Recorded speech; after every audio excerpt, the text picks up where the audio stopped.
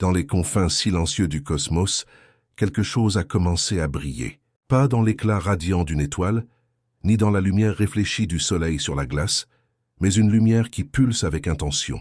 Les astronomes l'ont remarqué pour la première fois en observant 3I Atlas, un visiteur interstellaire filant à travers notre système solaire. Cela devait être juste un autre rocher, une autre comète dérivant parmi les étoiles. Mais ce que le télescope spatial James Webb a récemment détecté suggère le contraire. Un nouveau type de lumière. Une lumière qui ne réfléchit pas. Une lumière qui ne se disperse pas. Une lumière qui brille, comme si elle était créée, comme si elle était conçue. Au début, cela a été écarté. Juste une autre anomalie exagérée. Peut-être un problème de caméra, peut-être de la poussière. Cependant, la lumière a persisté, et puis elle s'est intensifiée. Et maintenant, les scientifiques ne savent pas quoi dire. Parce que les motifs de luminosité ne suivent pas les règles de la nature. Et quand la lumière artificielle est la seule explication restante, les implications sont terrifiantes. Alors, qu'a exactement trouvé James Webb? Et pourquoi la communauté scientifique est-elle dans un état de panique silencieux? Restez avec moi, car ce que vous allez entendre pourrait changer tout ce que nous pensions savoir sur qui ou quoi nous observe depuis les ombres. Dès que 3I Atlas a été repéré, les astronomes ont senti que quelque chose n'allait pas. Il se déplaçait bien comme une comète. Oui, il semblait suivre une trajectoire interstellaire classique, mais sa luminosité, son incroyable luminosité, refusait d'être expliquée. À une distance de plus de 400 millions de kilomètres de la Terre, cet objet, avec une magnitude apparente de 16,4, pas un brasier ardent selon les normes astronomiques, mais tout de même trop lumineux pour quelque chose de cette taille. Les comètes de taille et de distance similaires sont généralement invisibles, ou au mieux des taches floues. Et pourtant, 3I Atlas brillait d'une intensité défiant presque l'étrange. Les astronomes se sont précipités pour trouver des réponses. Peut-être était-il plus grand que prévu. Peut-être dégageait-il de vastes nuages de poussière qui renvoyaient la lumière vers la Terre. Peut-être s'agissait-il d'un cas extrême. Mais une à une, ces théories ont commencé à s'effondrer. Le télescope spatial James Webb a scruté plus profondément le spectre, analysant la lumière avec des instruments de précision bien plus sensibles que n'importe quel télescope de l'histoire. Et ce que la lumière observée n'était pas du tout réfléchie. C'était une lumière émise, une source de luminosité rayonnant depuis le noyau de 3I Atlas, comme si l'objet lui-même générait son propre éclat. L'idée qu'une comète puisse produire sa propre lumière va à l'encontre des règles fondamentales qui régissent le comportement des choses dans l'espace. Les corps naturels ne génèrent pas d'importantes quantités de lumière visible, à moins d'être des étoiles ou chauffées à des milliers de degrés. Mais le profil de luminosité de 3I Atlas refusait de correspondre à tout modèle de comète connu. En fait, la luminosité diminuait selon une pente de 4, bien plus abrupte que tout ce qui est causé par la lumière réfléchie du Soleil. Cette forte baisse indique une source de lumière centrale entourée d'un halo diffusant, presque comme un projecteur enveloppé dans la brume. Mais il y avait plus. Aucun résultat de l'analyse spectrale, aucune trace des gaz habituels des comètes, pas d'eau, pas de cyanure, pas de monoxyde de carbone. Rien qui puisse expliquer la vapeur, la poussière ou les jets de dégazage volatiles. C'était tout, une possibilité radicale. L'objet ne réfléchissait pas la lumière, il la créait. L'énergie requise, environ 10 gigawatts. C'est la puissance de 10 centrales nucléaires combinées. Une chiffre absurde, presque impensable, à moins que cette chose ne soit complètement différente, quelque chose de conçu. Certains ont suggéré, pourrait-il s'agir d'un fragment nucléaire d'un noyau de supernova encore incandescent de radiation et de chaleur. Mais même cela ne correspondait pas à l'intensité observée ou à la signature spectrale. La communauté scientifique dans son ensemble a été forcée de confronter une explication pour laquelle elle n'était pas préparée, une origine artificielle. L'astrophysicien de Harvard, Avi Loeb, qui a suggéré de manière célèbre que Oumuamua, le premier objet interstellaire connu, pourrait être une sonde extraterrestre. Pour cela, il a été ridiculisé par de nombreux dans le domaine, mais il n'a pas reculé. Et maintenant Loeb a 3I Atlas, et il n'est pas seul. En collaboration avec le physicien Eric Quito, Loeb a analysé la courbe de lumière de l'objet et publié un modèle qui correspond beaucoup mieux aux données observées que les explications conventionnelles. Dans leur modèle, une source d'énergie centrale de nature artificielle illumine la poussière environnante, créant un profil de lumière différent de tout corps naturel. Ils ont même calculé la température requise de l'émetteur, au moins 1000 degrés de Kelvin. De plus, une source de lumière à cette température, d'une largeur de seulement 100 mètres, pourrait expliquer tout ce que nous voyons. Un émetteur petit, compact, puissamment radiant, curieusement similaire en taille à certains vaisseaux spatiaux humains. Alors, qu'est-ce que c'est? Une balise? Un noyau énergétique? Ou quelque chose que nous n'avons jamais vu auparavant? Les implications de ce modèle sont stupéfiantes, car si 3I Atlas n'est pas un objet naturel, alors nous ne sommes plus seuls dans le vide froid de l'espace interstellaire. Nous sommes visités. L'étrangeté continue après la lumière. 3I Atlas ne se comporte pas comme un vagabond sans esprit. Son chemin à travers le système solaire est d'une précision inquiétante. Il se déplace le long du plan de l'écliptique, le même plan sur lequel orbitent la Terre, Mars, Jupiter et la plupart des planètes. De plus, son trajet le rapproche à une distance entre chacune des trois, pas au hasard, pas à peine, mais à une portée si proche qu'hypothétiquement, même des missiles interplanétaires primitifs pourraient être lancés depuis cet objet vers chacune de ces planètes. Plus effrayante encore, lors de son approche la plus proche, la Terre sera de l'autre côté du Soleil, effectivement hors de vue pour une observation réelle, presque comme un passage masqué conçu pour échapper à la détection au moment le plus critique. Coïncidence, ou ce survol cache-t-il quelque chose de plus sinistre?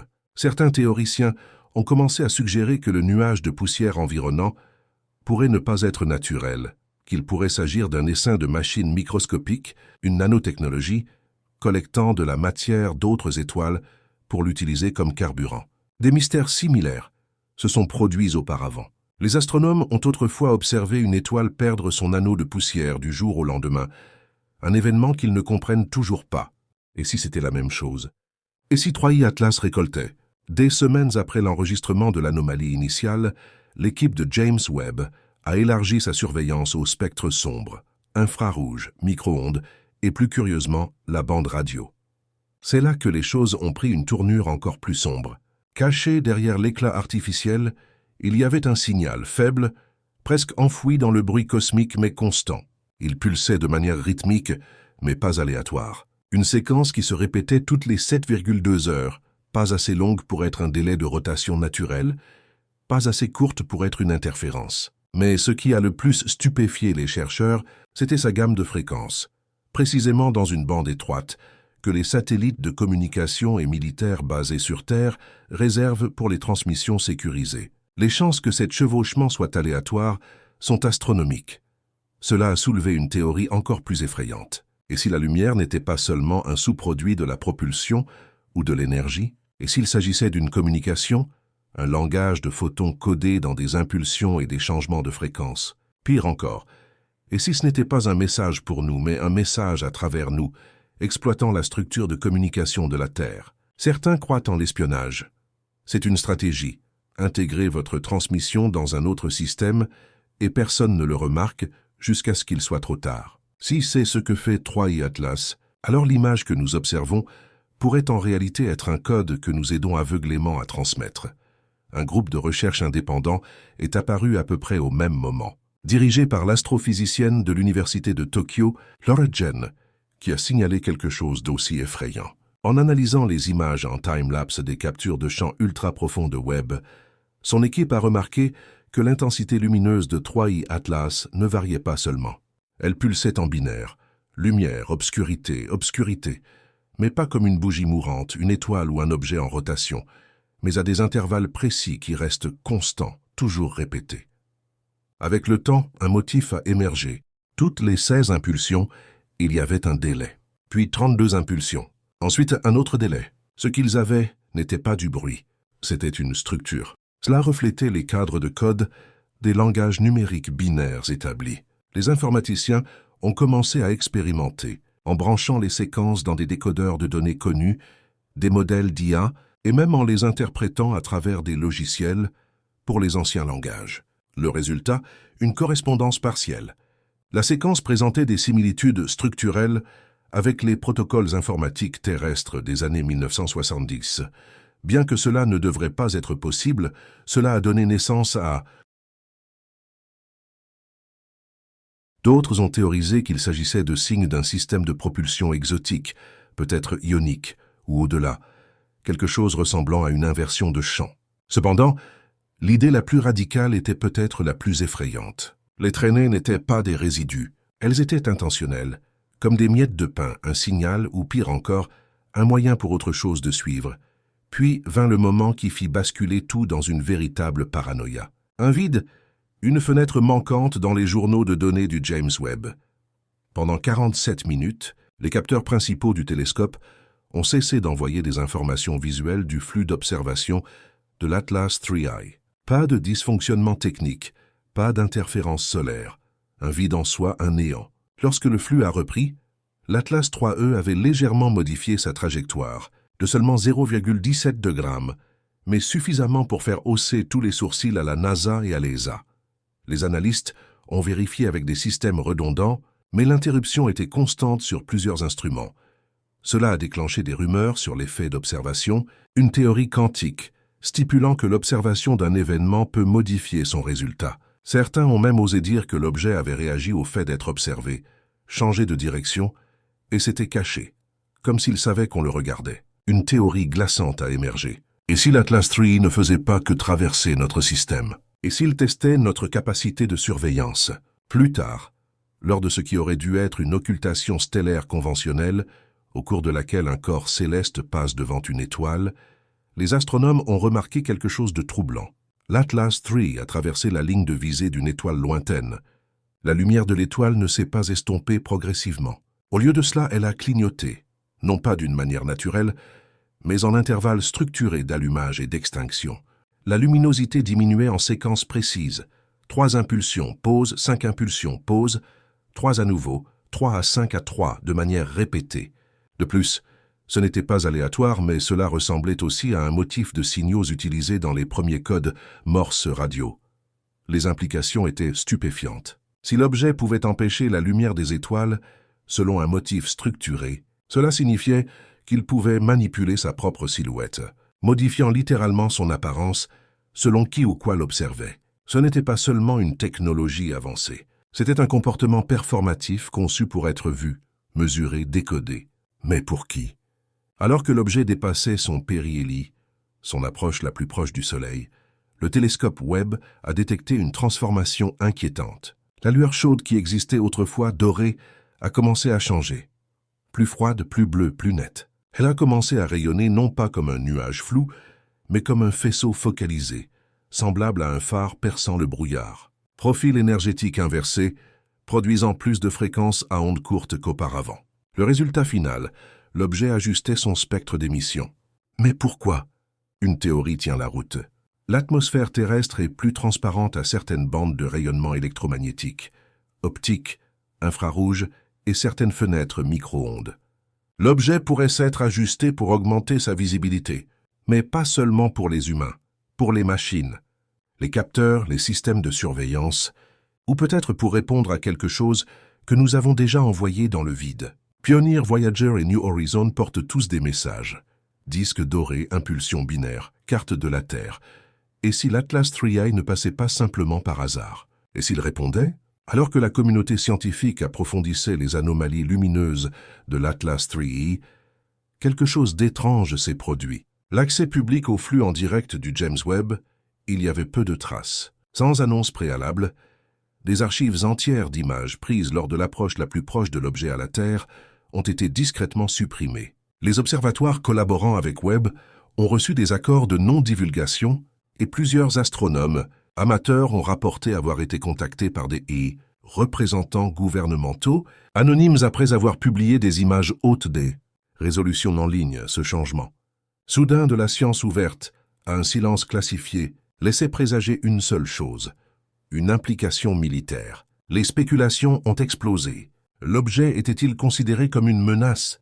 Les satellites de défense avaient-ils détecté quelque chose que le public n'était pas autorisé à voir? Ou pire, quelqu'un ou quelque chose avait-il répondu à l'objet? Ce qui était autrefois un intérêt pour l'astronomie était maintenant soumis à un examen de haut niveau par des agences de défense de plusieurs pays. Et lorsque le NORAD, qui s'occupe généralement des objets orbitants autour de la Terre ou à proximité, a ajouté l'Atlas III à ses journaux de suivi, il est devenu clair que ce n'était plus seulement une question de science. Il s'agissait de contrôle, de sécurité et peut-être de confinement.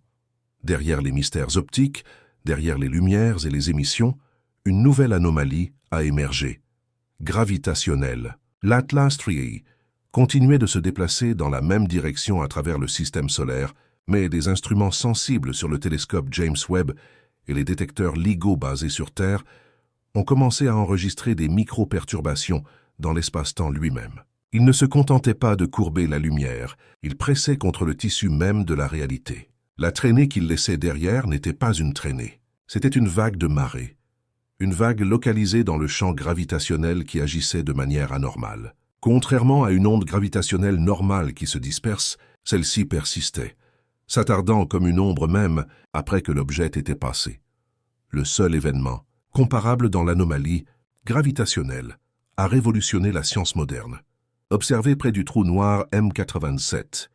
Mais même cela pâlissait en comparaison. Certains théoriciens ont suggéré que cela pourrait être la preuve d'une technologie autonome et de grande portée appelée puits gravitationnel au-delà de notre compréhension, peut-être semblable à un champ de distorsion. Si cela était vrai, cela signifiait que l'Atlas III ne se déplaçait pas dans l'espace de manière conventionnelle, il déplaçait l'espace lui-même. Ce type de capacité n'est pas seulement avancé, il est divin. Dans un ultime effort pour contextualiser ce que l'humanité voyait, un groupe de chercheurs SETI a passé la séquence lumineuse artificielle dans l'archive Drake, un vaste répertoire de toutes les tentatives connues pour trouver une vie extraterrestre, telles que les enregistrements de signaux interceptés par des antennes dans l'espace profond. Après filtrage, l'IA a été améliorée pour le bruit et les comparaisons. Une correspondance a été trouvée, pas parfaite, mais suffisamment proche pour déclencher des alarmes. Le motif observé dans l'Atlas III ressemblait, de manière frappante, à une brève explosion ponctuelle détectée en 1998 par l'Observatoire d'Arecibo, un signal rejeté à l'époque en raison de sa courte durée et de sa fréquence irrégulière. En l'analysant à nouveau, à travers la structure d'impulsion de l'Atlas III, la correspondance est devenue troublante. La même séquence d'intensité modulée, des pauses équidistantes dans le temps, même la même structure en miroir. Si les deux signaux provenaient de la même source ou de la même espèce, alors ce n'était pas leur première visite, c'était un retour. Et peut-être que ce signal original en 1998 n'était pas aléatoire. Peut-être était-ce un ping de test, un appel, et maintenant l'Atlas III est la réponse. Et juste quand il semblait que les choses ne pouvaient pas devenir plus étranges, l'équipe du James Webb a fait un commentaire final. L'Atlas III semblait réfléchir quelque chose en direction de la Terre. Initialement, cela semblait être une simple lecture d'albédo, de la lumière réfléchie par la surface. Mais un examen plus approfondi a révélé que le signal réfléchi avait été déformé et modifié, comme s'il passait à travers une lentille ou quelque chose de plus complexe, un filtre. Ce qui était sur Terre, transmis par radio dans l'espace, télévision et ondes radar, était renvoyé en miroir. Mais ce n'était pas pareil. Le signal qui revenait était filtré à travers des motifs basés sur la symétrie, des interférences et une modulation. En essence, cela ressemblait à un remix planifié de l'histoire de diffusion de la Terre. Reportage, musique, impulsion numérique, des échos de nous-mêmes, mais déformés. Comme si quelqu'un ou quelque chose répondait non seulement avec de la lumière, mais avec notre propre voix jouée dans un ton inconnu. Cela soulevait une dernière question glaçante. Et si le signal était un miroir, un test, non seulement pour voir qui nous sommes, mais comment nous réagissons à nous-mêmes? Dans le vaste silence du cosmos, la lumière a toujours été la seule chose que nous ayons vue. Une infime trace laissée par les planètes, les étoiles, les comètes, et maintenant quelque chose d'autre. Quelque chose qui ne se comporte comme rien de naturel que nous ayons jamais vu. L'Atlas III ne brillait pas simplement. Il parlait. Sa lumière n'était pas chaotique ou aléatoire. Elle était structurée, intentionnelle, vivante. Et peut-être que c'est la vérité la plus troublante de toutes. Dans notre quête de connaissance, nous avons trébuché sur quelque chose qui attendait simplement d'être vu. Quelque chose d'assez avancé ou ancien pour comprendre comment communiquer non pas par le son, mais par des fréquences lumineuses, des ondes gravitationnelles et une réflexion codée. Peut-être que le vérité,